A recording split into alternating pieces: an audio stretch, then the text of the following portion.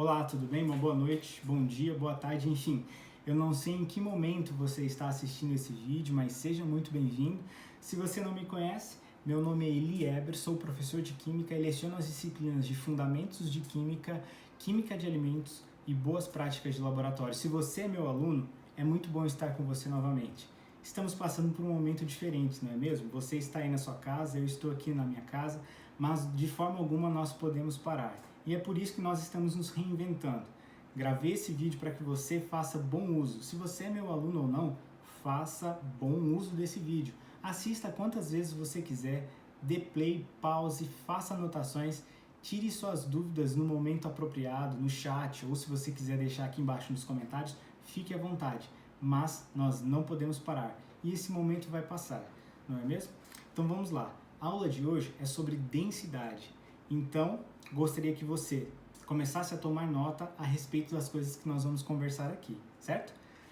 Para começar, eu gostaria então de fazer uma proposta para você. Tenho 3 perguntas para fazer para você e eu gostaria que ao longo da aula você se propusesse a responder essas 3 perguntas. Quer anotar? Vamos lá então.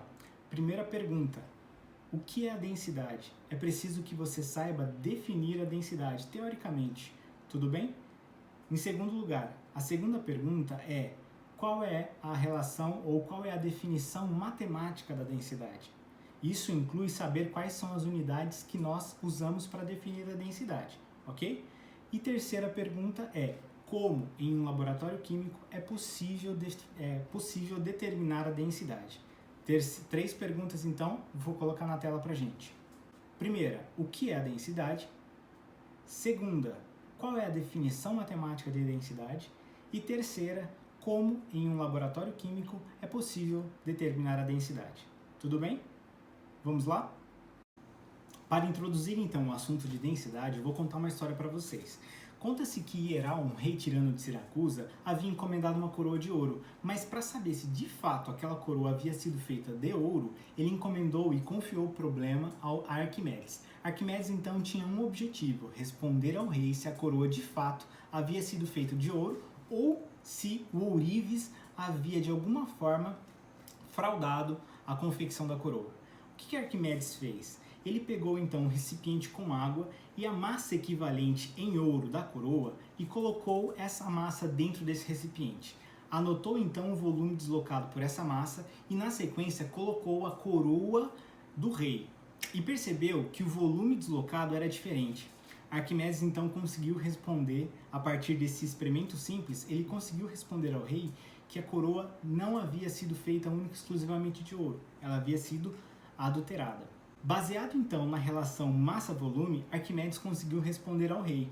E isso acontece porque massas iguais de materiais iguais deslocam o mesmo volume, enquanto que massas iguais de materiais diferentes deslocam volumes diferentes.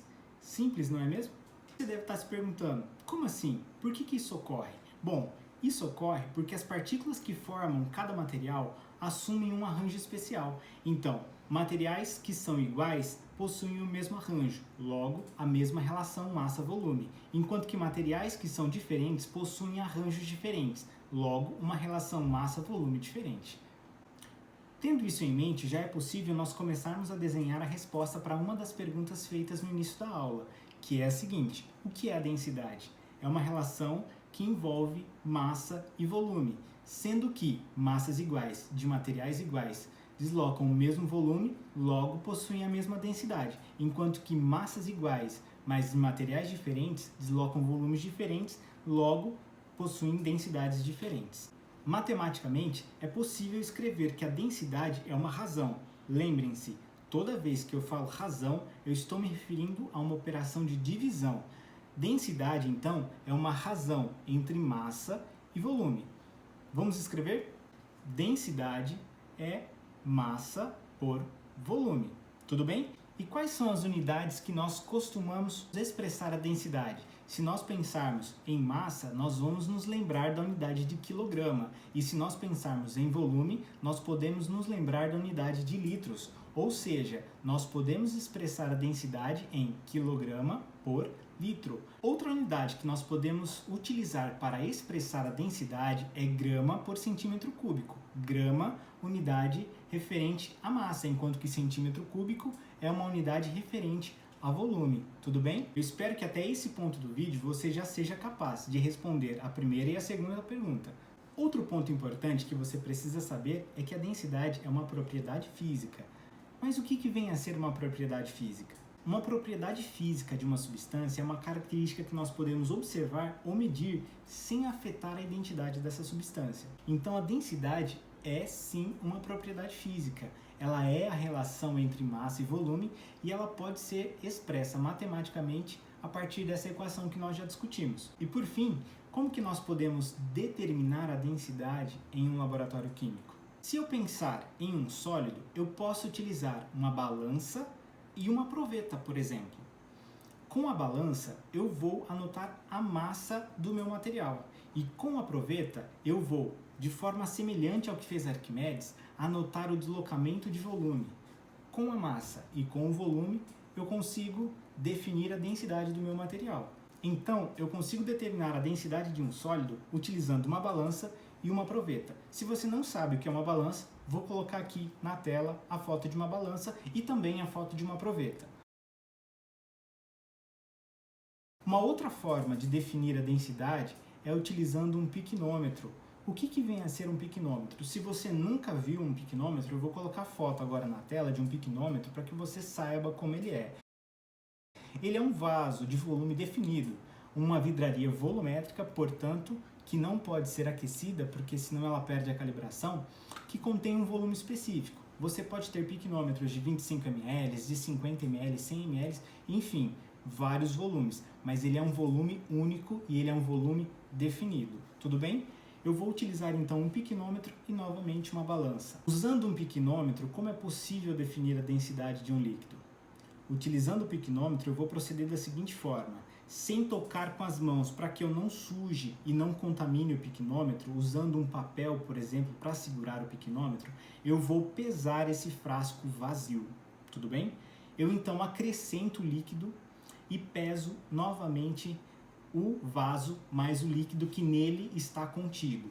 Ou seja, eu tenho a massa do piquinômetro vazio e a massa do piquinômetro mais o líquido. Por diferença, consigo determinar a massa do líquido, mas o piquinômetro cabe um volume específico. Logo, eu tenho o volume, tenho a massa e consigo, a partir da razão, da divisão de um pelo outro, definir qual é a densidade daquele líquido. Uma outra forma de definir a densidade é a partir de uma vidraria ou de um instrumento chamado densímetro.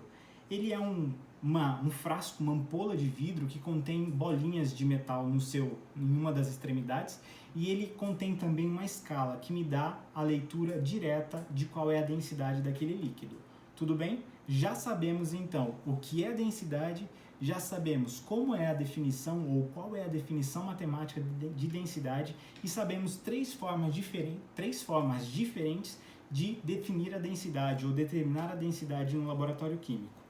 Faça suas anotações. Se você tiver alguma dúvida, pode deixar aqui embaixo nos comentários ou qualquer coisa me escreva no chat no período de aula, tudo bem? Eu espero que você faça um bom uso do vídeo. Nos vemos na próxima aula. Um abraço.